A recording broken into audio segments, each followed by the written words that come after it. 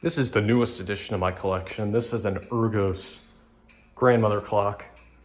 Just fits into the grandmother clock category, but still too short to really be considered a grandfather clock.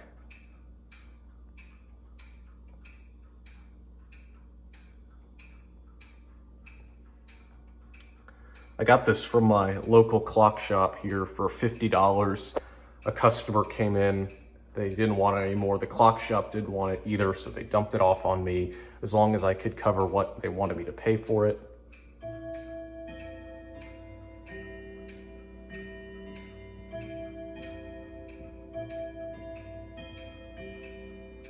Plus the new movement cost. Of course, you just heard the movement going off there.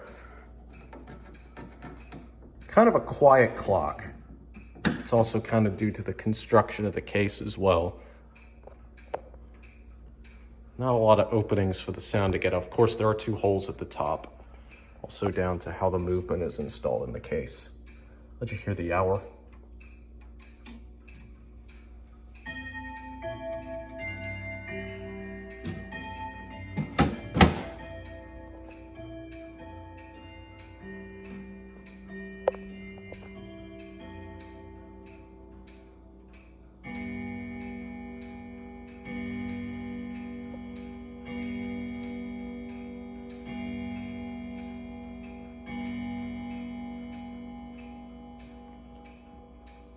Nice sounding clock. That ticking is the Waltham regulator over there. Not this one. This one's probably one of the quietest tickers I have.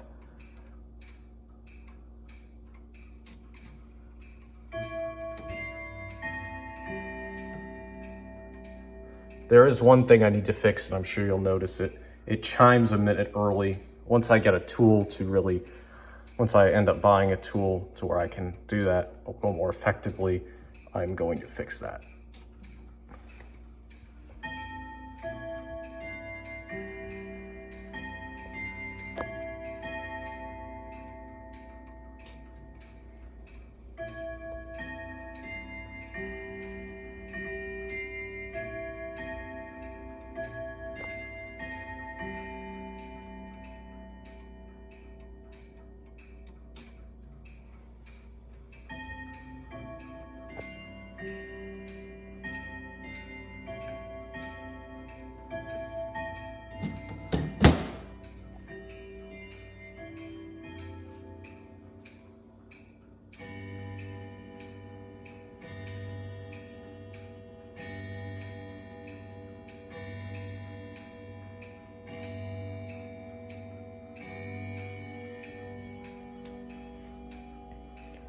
Standard chain-driven movement. Still timing it in. I just got it.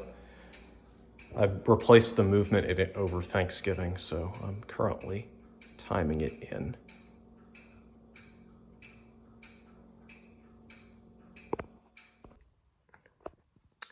This is the old movement of the clock. I'm not going to pull out the new one, but because it looks basically the same as this one.